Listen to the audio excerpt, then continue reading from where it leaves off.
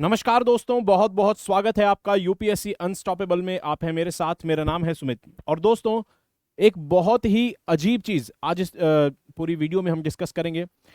आपको पता चलेगा कि कैसी कैसी चीजें सोसाइटी में हो रही हैं और बहुत ही ज्यादा ये थोड़ा अजीब है, लेकिन हमें सच्चाई पता होनी चाहिए। अभी हाल ही में एक वर्ड सामने आया है जो कि कर्नाटका हाईकोर्ट ने जब एक अपनी जजमेंट सुनाई तो उसमें एक शब्द नेक्रोफीलिया सामने आया है। हमें देखते हैं कि ये नेक्रोफीलिया का आखिर मतलब क्या होता है, और क्योंकि ये हाईकोर्ट की जजमेंट से जुड़ा हुआ है, साथ ही में सरकार की पॉलिसी से जुड़ा हुआ है, और हमारे पेपर में आप देखेंगे सोसाइटी से जुड़ा हुआ है, वुमेन की डिग्निटी से जुड़ा हुआ है। तो वुमेन जो है, आप देखेंगे अगर वल्नरेबल सेक्शन से जुड़ी हुई पॉलिसीज जो सरकार बनाती है उसमें आप जीएस पेपर 2 में ये टॉपिक कवर होता है। और उसके अलावा अगर बात करें जीएस पेपर 1 की तो उसमें सोसाइटी में ये टॉपिक कवर होता है। अब बात करते हैं यहां पर आखिर ये जजमेंट क्या है और मैं इसको इतना अजीब क्यों कह रहा हूं।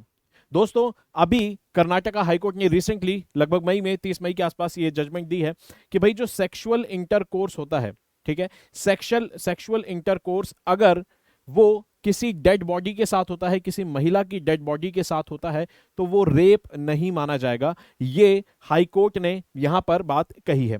अब हाईकोर्ट ने ऐसा क्यों कहा है, तो यहां पे दरअसल एक केस सामने आया 2015 का। 2015 का एक केस था जिसके अंदर रंगराजू नाम का एक अक्यूज्ड है जिसने एक एक महिला का, एक लड़की का यहां पर बलात्कार करा, रेप किया, लेकिन पहले उसकी हत्या की, बाद में उसकी डेड बॉडी के साथ उसने यहां पर उसका रेप किया। और ये मैटर जब बाद में पुलिस के पास गया तो पुलिस ने इस पर कार्रवाई करी। मैजिस्ट्रेट ने जो केस है वो भेजा सेशन कोर्ट में। सेशन कोर्ट ने यहां पर सुनवाई करी, सजा सुनाई, और सजा जो सुनाई गई थी वो सेक्शन आईपीसी के सेक्शन 302 मर्डर में और रेप यानी कि 376 आईपीसी के इन दो सेक्शनों में सजा सुनाई गई थी। ठीक है, और यहां पर लाइफ इम्प्रिजनमेंट दिया गया था।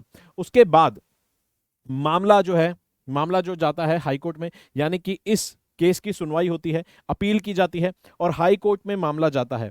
हाई कोर्ट में जब सुनवाई होती है तो हाई कोर्ट यहां पर कहता है कि सेक्शन 376 के अंदर जो रेप है यहां पर ये लागू नहीं होगा, क्योंकि जो रेप है ये महिला के साथ नहीं हुआ, उसकी बॉडी के साथ हुआ है। और यहां पर जब मैं कह रहा हूं महिला, तो महिला की बॉडी के साथ, तो आपको फर्क यहां पर समझ आएगा। कोर्ट ने यहां पर रीजनिंग दी है और कहा है कि सेक्शन 375 जो कि रेप की बात करता है और 377 जो कि अननेचुरल सेक्स की बात करता है, ये दोनों सेक्शन लागू होते हैं वुमेन पे और मेन पर।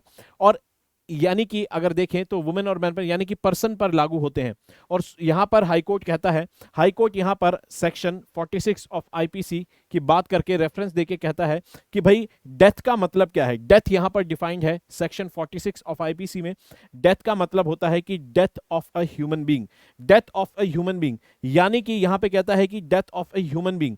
इसके बाद जो ह्यूमन बीइंग है वो एज अ बॉडी आपको काउंट होता हुआ दिखेगा, नॉट एज अ पर्सन। तो यहां पर हाई कोर्ट ने यहां पर कहा है कि भाई ये जो रेप हुआ है ये बॉडी के साथ हुआ है, ना कि एक लिविंग पर्सन के साथ हुआ है। और इसके अलावा अगर आप सेक्शन 375 देखेंगे जो कि रेप क्या होता है ये बताता है, इसके अंदर अगर आप देखेंगे तो आपको पता चलेगा कि भाई यहां पर वुमेन का इस्तेमाल हुआ है शब्द का, साथ ही में यहां पर वुमेन की विल की भी बात की गई है। कंसेंट है या फिर कंसेंट नहीं है, दोनों ही यहां पर चीजें दिखाई गई है, यानी कि अगेंस्ट हर विल या फिर विद विल। तो कंसेंट यहां पे एक इंपॉर्टेंट वर्ड आ जाता है जब बात होती है यहां पर ऐसे मामलों में सजा सुनाने की। यहां पर कोर्ट कहता है कि एक डेड बॉडी कंसेंट नहीं दे सकती है। तो यहां पर इसीलिए कोर्ट ने रीजनिंग में ये सारी बातें कही हैं।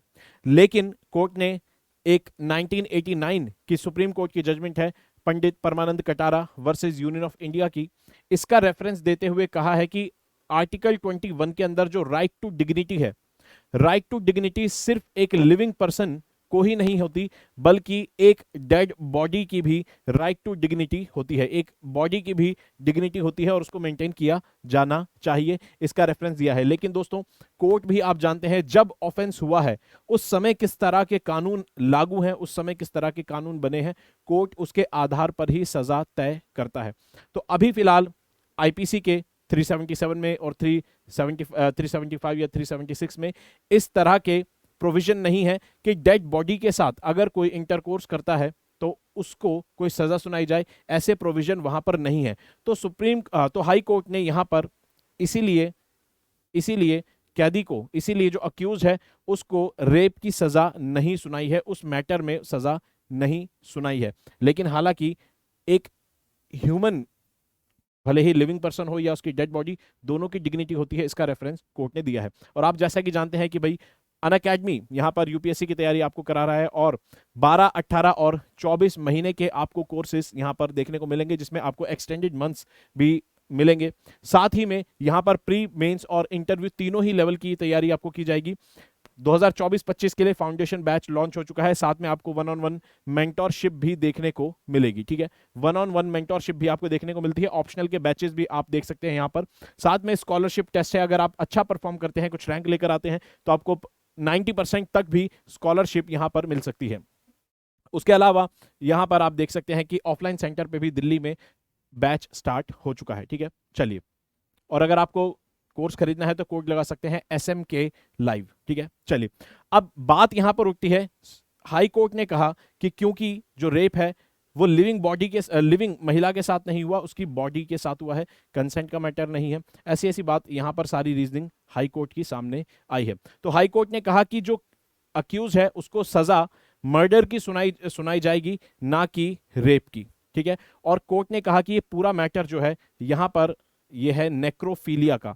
अब ये शब्द जो नेक्रोफीलिया है, इसका मतलब क्या है? ठीक है, ये मतलब है कि ऐसे, ये एक तरह का मानसिक रोग कह सकते हैं, एक ऐसी स्टेट कह सकते हैं, एबनॉर्मल स्टेट है, बड़ी ही अजीब स्टेट है, जिसमें कोई व्यक्ति जो है उसको अट्रैक्शन फील होता है, वहां पर उसे सेक्सुअल अट्रैक्शन फील होता है डेड बॉडीज के लिए। तो बहुत ही अजीब मानसिक स्थिति है ये, मानसिक रोग आप इसको कह सकते हैं, इसे कहते हैं नेक्रोफीलिया। और दूसरी कंट्रीज की अगर बात करें, अलग कंट्रीज की, तो जैसे अगर यूनाइटेड किंगडम की बात करें, न्यूजीलैंड की बात करें, साउथ अफ्रीका की बात करें, इन कंट्रीज में नेक्रोफीलिया के अगेंस्ट कानून बना हुआ है, यानी कि कोई भी व्यक्ति ऐसा क्राइम अगर कमिट करता है तो उसको सजा होगी। इस तरह के कानून इन कंट्रीज में बने हुए हैं।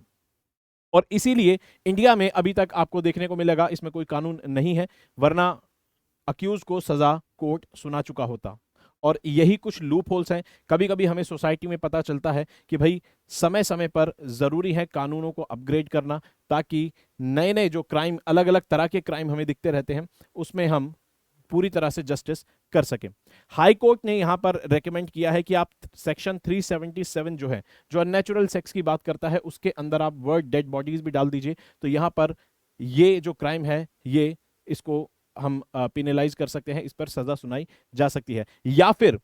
या फिर सेपरेट प्रोविजन लाया जा सकता है, सेपरेट कानून लाया जा सकता है इस नेक्रोफीलिया को क्रिमिनलाइज करने के लिए।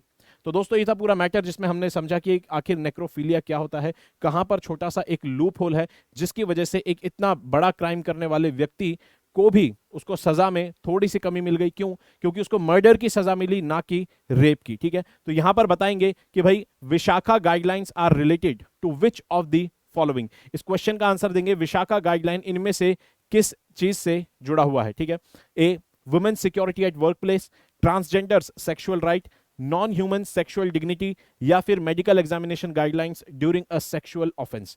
तो इसका जो सही जवाब है दोस्तों, ये 1997 के अंदर, 1997 के अंदर सुप्रीम कोर्ट ने गाइडलाइंस जारी करी थी, जिसने गाइडलाइंस में बताया था कि किस तरह से आप महिलाओं की जो वर्क प्लेस है उस पर उनकी सिक्योरिटी को एंश्योर कर सकते हैं।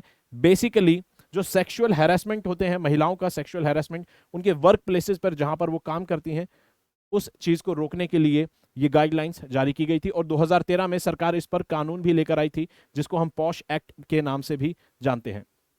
दोस्तों, बहुत बुरी हालत है अभी भी इंडिया में वर्क प्लेसेस पर। आप देखते हैं कि कैसे महिलाओं के साथ अलग अलग तरह, कई अलग तरह के गलत तरह के व्यवहार किया जाता है, हम फेवर्स के चक्कर में अलग अलग। तो यहाँ पर महिलाओं की वर्क प्लेस पे अभी भी स्थिति बहुत अच्छी नहीं है, क्योंकि कुछ जो केसेस सामने आ जाते हैं वो तो हम जानते हैं, लेकिन बहुत सारे केसेस सामने भी नहीं आते हैं। ठीक है, तो दोस्तों, ये था पूरा मामला, पूरी वीडियो। आई होप वीडियो अगर आपको अच्छी लगी है तो वीडियो को लाइक करेंगे, चैनल को सब्सक्राइब करेंगे, पढ़ते रहेंगे, अपना ख्याल रखेंगे। जय हिंद दोस्तों।